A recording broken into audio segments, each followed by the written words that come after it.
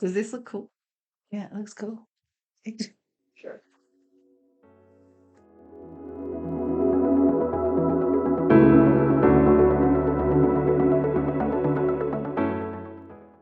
Hi everyone, and welcome back to the Prolong Lash YouTube channel. I'm Jodi, and I'm here with flicky hair. I love that today. Hello. It's a great look. Hello. I feel like My Little Pony. Yeah, you look like my little. I was going to say more like I Dream of Jeannie, but Oh, anyway, yeah? you've got that look going about you. How are you today? I'm good. How are you? I'm good. What about today's topic? Very interesting. Yes, it is an unfortunate thing that most clients do. Oh, cut lash artists. Oh my gosh. Oh, It's an unfortunate thing that most lash artists have to deal with at some point in time, and that is firing a lash client.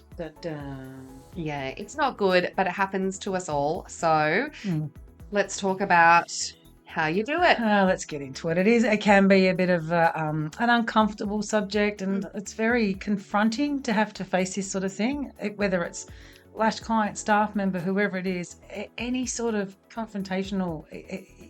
You need steps in place. You need organise. You need to stick to your policies, and you need to have guidelines for how you're going to look at it. You've had to put someone off, haven't you? Sure. I actually haven't had to fire many lash clients, which is great for me, but it's not just an accident that I never had to get rid of people. It's because I did have policies in place and I was firm with my clients.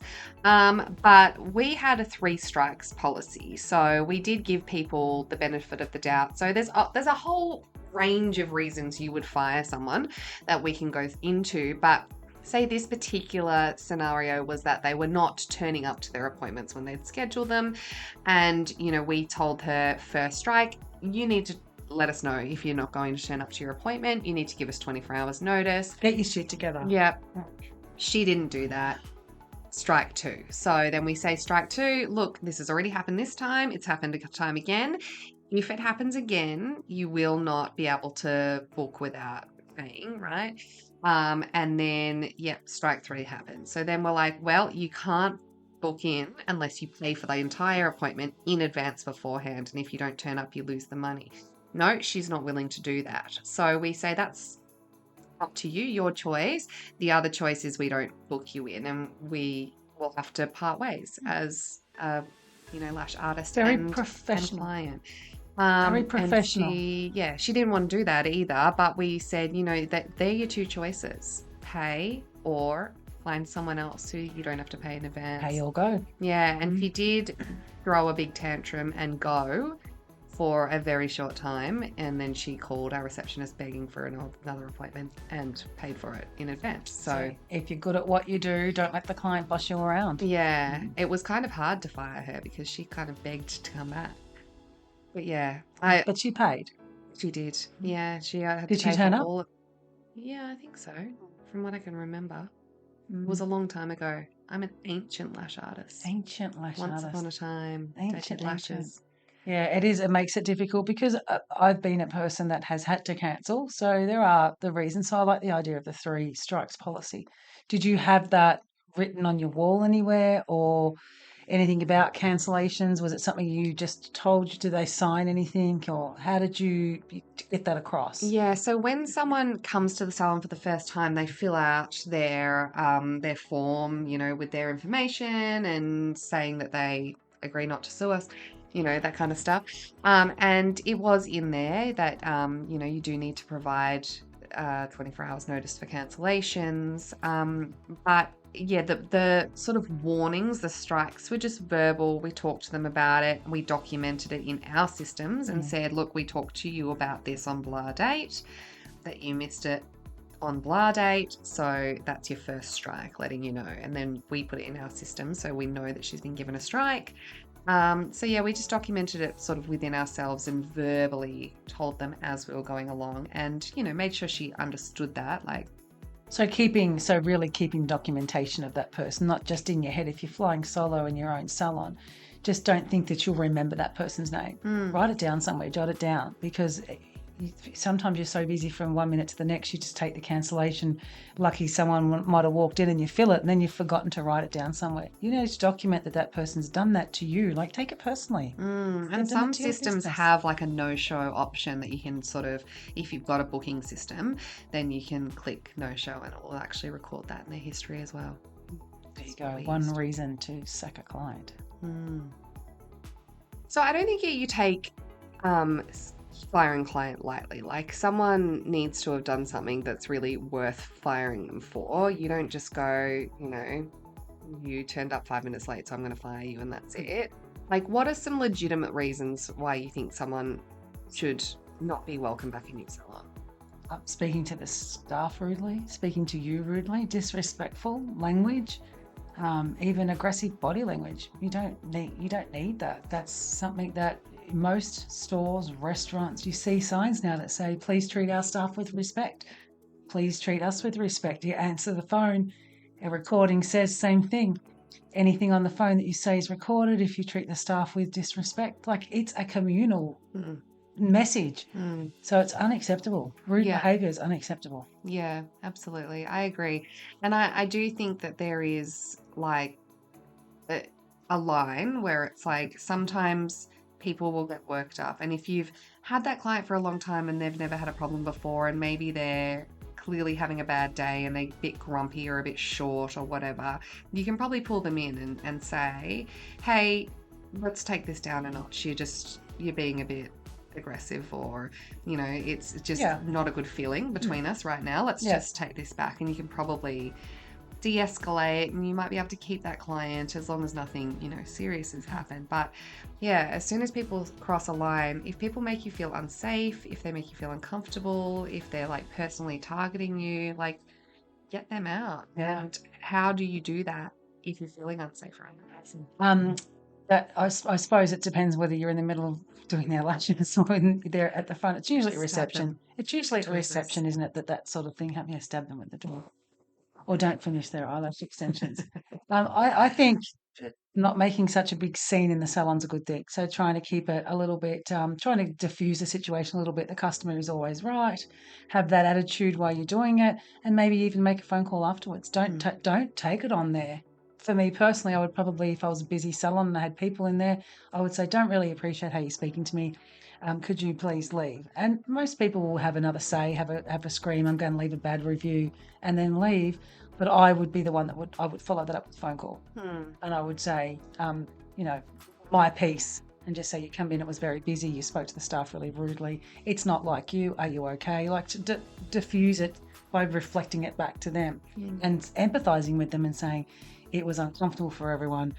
You're not welcome again in the salon, but I just really, really want you to know that you obviously had a bad day, and I'm just ringing to say, let's part ways nicely. So you throw it back to them, because then they'll feel like, was I that bad? And she was actually really nice about it. And how many times it's shipping, freights with us, it's shipping, something not arriving on time, and they start really, really aggressive. And you're like, now I always say, hey, I'm here to help you, and I'm not going to help you if you speak to me like that. I can solve your problem in 2 seconds if you just lower your tone. Yeah, absolutely. So, sometimes people just need to be reminded that they're getting a bit heightened. I do have an experience where someone was aggressive in our salon. I think actually I've told this story before. Someone threw their phone and it hit the bed, and it actually rebounded and hit me. But they were throwing a big tantrum, and she, blah, blah, blah, and she threw her phone on the bed, bounced up and hit me. And I just picked up all of her things. I picked up her phone, I picked up her bag, I picked up her shoes she wasn't wearing either. And I said, please follow me. And I walked outside and I put them all on the footpath, and I just stood there with the door open and waited for her to walk out the door, and then I just closed it. There's one way.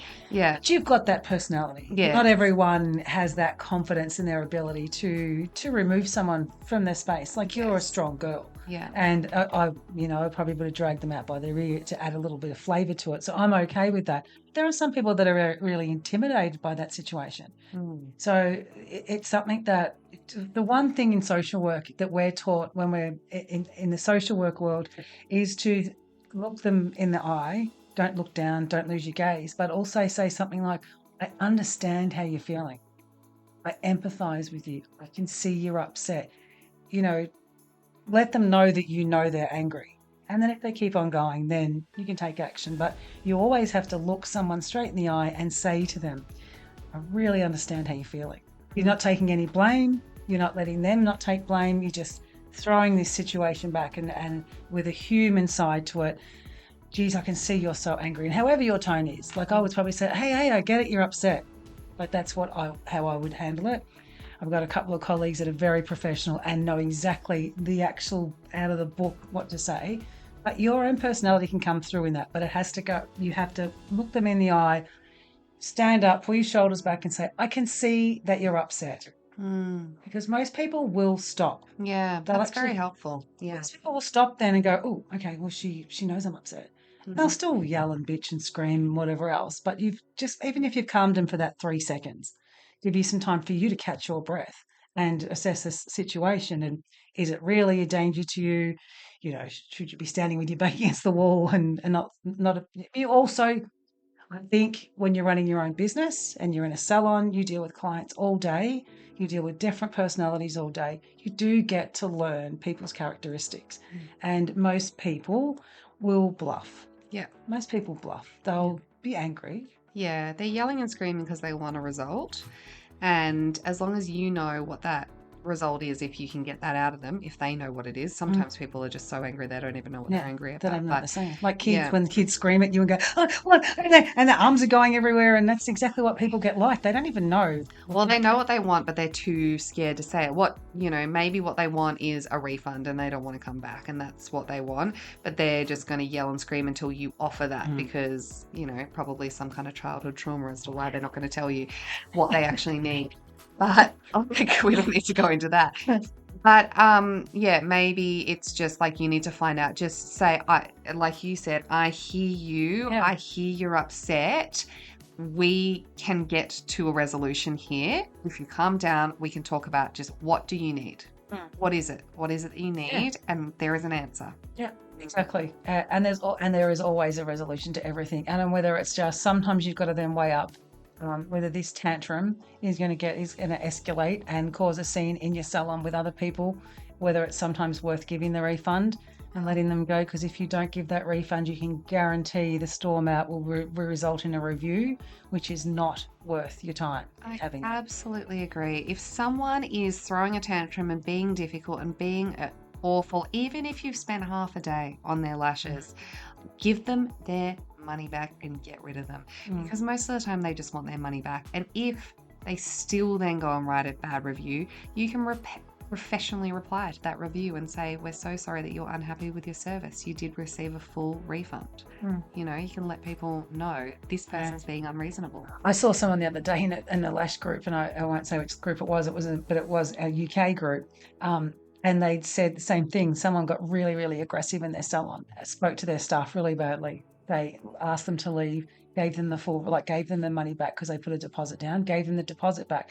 And as the staff member was leaving, as the client was leaving, screaming and ranting and raving, she left a review, and they answered the review. And in the actual review, they sent the photo of the completed work. Like they must have completed the work. Sorry, I might have whether it was a deposit or whatever it was. Oh no, it was a deposit refund. She hadn't gone to pay in full. They posted a photo of the most beautiful set of lashes they'd done. It was very, very smart. They just put the photo up and said, we are so sorry that you're unhappy with these lashes. And people started saying, oh, yeah, that's a beautiful set. They look gorgeous. What was she worried about? And they're like, we don't know. And that didn't turn into a bitchy session. It was just a very clever way of, saying rebuttal. Rebuttal, yeah, that's the word I was looking for. Yeah, anyway. So yeah, just don't give yourself some time to breathe, reflect, empathize with them, and then solve the problem. Because no one's just standing in your salon for no reason screaming. Yeah. Something's wrong with them. Yeah. Fix it. Yeah.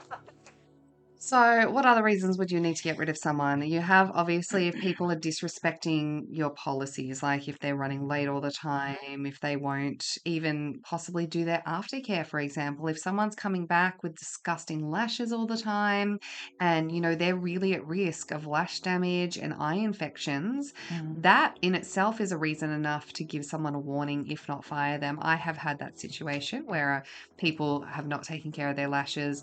I had a client that had blepharitis blepharitis. And I said to her, I cannot continue to do your lashes if you are not going to look after them and follow the care routine that we're put in place to get this blepharitis under control.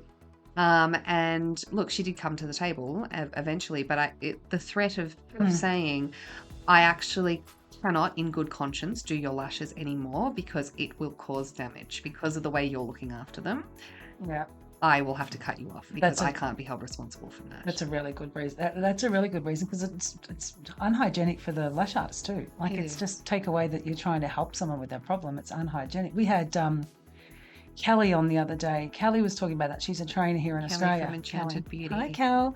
And she was talking about that. She just tells people that she's training, you have to instruct your clients to wash their lashes. So that's a really good reason. If someone's continuing not to do it, they're not looking after their investment anyway. It's a stupid thing to do. But you do have the right to say, I can't do a refill on your lashes because they've all fallen out because you don't look after them. Yeah. So it's a new full set. Yeah. And it's bad advertising for you. If they're walking around the streets with like crusty, disgusting lashes and saying, I got my lashes done at Alicia's Lashes. Like, you're like, well, don't tell people that. They look awful. Because you don't wash them, you got mites. There we go, mites. Your lashes are full of mites, you disgusting people. So what else? What other reasons? Unrealistic expectations. Yeah, okay. So it's fair. I think this goes in a similar kind of line as the people that aren't taking care of their lashes. If someone comes in and they've got 20 natural lashes and they're blonde and spindly and they say, give me mega volume, you might say, I can't. And that might not be good enough for them. Well, I saw the work that you did on Instagram. I know you can. I want this. For your eyes, I can't do that. Maybe they're not going to accept that. If someone's going to keep on, pushing you for something that's either not safe for their lashes or just completely unachievable based on their eyes and their natural lashes, you might have to say, look, I cannot achieve this for you, and you might need to go and see if you can find someone else who can. Honestly, for safety purposes or because your lashes can't handle it or because the shape of your eyes don't suit this, you won't find someone that's going to be able to do this in a safe way. Yeah. But I can't, so I'm going to have to let you go as a client. And also, be honest if you can't do it. Like, just be honest if you actually can't do that type of set. Don't go ahead and have a guess at doing something or do something that's not in your regime or that you're very good at, and tell them that you're really good at it, and then do the set and look at it yourself and think, we should have done that set. Yeah. And it's not a reflection on you. Sometimes some people don't have the right lashes for certain styles. Like sometimes you might just need to say, you cannot handle this style for your eyes. The safety of your lashes will be compromised. Like always go back to safety, because then people feel like it's less about, the way that they look or the way that their actual lash hairs are. It's more about keeping their eyes and their lashes safe. And that can sort of help you with your argument that it's just not going to work for them. Yeah, good one. So we've kind of talked about all the things you do, but like let's go through a process here. Yeah. Like you've had your client for whatever reason, you are deciding that they're not the client for you and you need to let them go. What is the best process to go through to, protect yourself? Breathe. I thought we were having a meditation session for a second. I'm on board. Breathe. This gives you a time to take in a big breath before you have to do the spiel and readjust your thinking, give you some clarity, and give you a second to just take it in. Breathe. First step. And look them in the eye. Don't be bullied. Don't ever be bullied. Look them in the eye and be boss shit. Be the boss, stand there. Okay, I'm ready. Don't be arrogant. Just breathe and look them in the eye. What do you reckon? Stay calm. Yeah, stay calm. And just clearly talk to them about what the issue is, especially if maybe there was a heightened time and you've been able to step away from that and now you can come back and just reiterate, whatever the issue is, it is time for us to part ways. You could even nicely say, I could recommend some other lash artists, depending on the situation. If they're not being safe, you don't want to send them to someone else. That's not fair. But if, it's just other things that you guys can't agree on, you could possibly say, look, I actually know another lash artist down the road who you could try out if that would help you. So that can kind of ease That the becomes your competition's problem. Not competition, collaborators problem. that can kind of ease the burden on them of trying to find someone else and make it a little bit of an easier process for them. But once you've had the conversation with them and said it is time to part ways, then you do need to document that as well and put it inside your client notes. If you've got a booking system where you can store your client files, I would keep it in there so that you can always refer back to it if need be, especially if you have a larger salon where maybe you have different people answering phones and someone else might pick up the phone and they might want to try to book the appointment again. A little alert can come up that says they're not allowed to be a salon client anymore. Yeah, that's good. And then I suppose finally, stick to your guns, stick to your decision, back yourself. You've made the decision. You've thought about you've breathed. You've stayed calm. You've processed it. You've gone through your policies. You know where you stand. You've made a decision. Stick to it. So, and if you can't talk to the person in person, also put it in writing to them. So even if it is a text message, just say, thank you for your time as a client. We will part ways from now on. Off you trot, whatever it is. Use ChatGPT to create something professional to say on a text message. Yeah, and that's it. And they're the basic steps. It's very simple. Don't get caught up in the emotion of it. Don't take it personally. It's not your issue, it's their issue. Even if it's something you've done with their lashes, don't take their behavior on board. Don't take it personally. Don't wear it. Don't leave the salon with it. Wash it off after that incident. You've lost a client. Hopefully you've saved a bad review because you've handled it like an expert, and then you move on. You go and wash your hands, splash your face with water, have a drink of water, and get back on. Get back onto it. Get back onto your next client. Don't take that negative energy into the next client, or go outside for a walk if you've got an extra 5 minutes. Then self-care. Have a cleanse. So I think what I'm hearing from you, Alicia, is that you were quite strict on your policies. You were very structured with the staff, and everyone knew the rules, and you didn't bend them. They were your rules. So I think having policies in place is a really good idea. Yeah, well, the key is protect your business first. Like, make sure that you are making a sustainable business. So if you have this situation, learn from it. If your policies that you had in place already weren't sufficient to cover that issue that you had and couldn't help you in that situation, review the policies, change your policies, update them. Make sure that you are documenting. Make sure that you're keeping up with all of the possibilities, all the scenarios. You can't think of every possible thing that happens when you set up a business. Your policies are ever evolving. You just keep on changing them as you need to. And take the feedback. If it's negative feedback, which it usually is in an argument when you're sacking someone or removing a client, take the feedback from the client. Was it something that you could have prevented? Is it something that you didn't really foresee happening on that day? Was it something that you did with the glue? Was it something that you actually made the mistake? Admit it. It's fine. Own up to it. You've solved the problem. She's gone or he's gone. But now you learn from it. And as you've said in previous podcasts, I remember you talking about how much valuable information is in your negative reviews. So use it as a learning opportunity and say, what are all these things that I can do better based on their feedback, even if their feedback was dramatic. Yeah, I agree, particularly if it's not the first time it's happened to you. Like if it's a repeating pattern, are you right? You look like you're going to cry. You're right. Oh, my little poor sick. I just had a little cough. You're right. All sorted. Yes.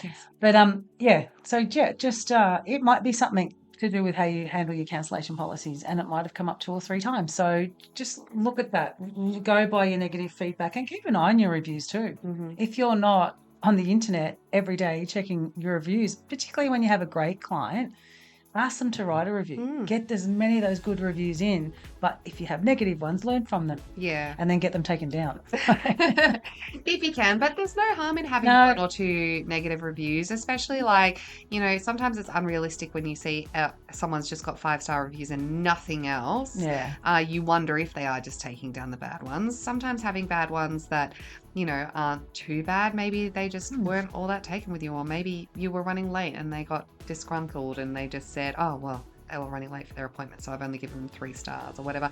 That's not going to hurt No, you. it's not. But it's also if you respond to that too. It's also if Definitely. you're like, yeah, once again, I was really apologetic for that. I'm so happy that you were wrapped with your lash set today.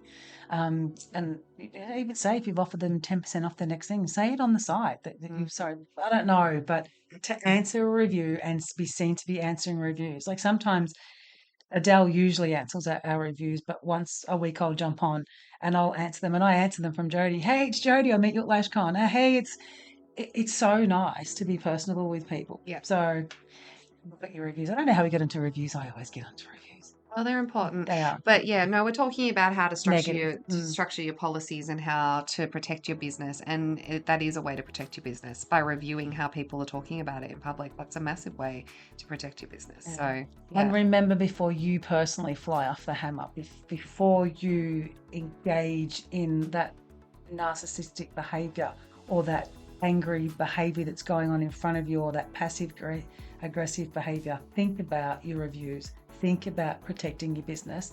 Think about the other people that are sitting in the waiting room watching how you respond to this type of abuse. That's a really good point. I think sometimes you personally have gone, oh my gosh, this person's being so rude. And I personally would not accept someone talking to me like that, and I'm going to crack.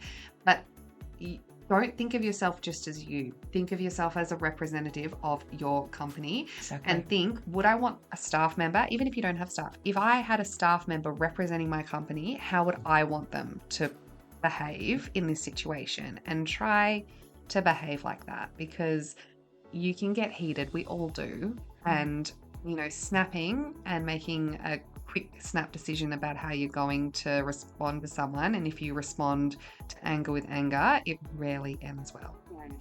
Exactly. So stay calm, love thy neighbour. Yeah.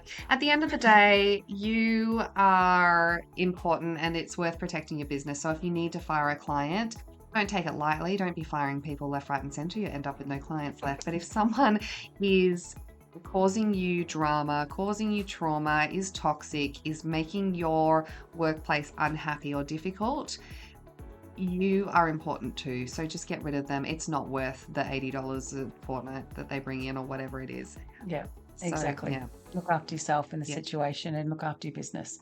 And we hope that you've enjoyed today's YouTube video. Yes, if you have enjoyed it, give us a thumbs up and subscribe to our YouTube channel so you can catch all of our videos. Also jump into our socials and our website if you want to check out our blogs about other lash business tips at www.prolonglash.com and .au for Australia. Fantastic. Yeah, There you thanks for go. joining us. Go get those customers.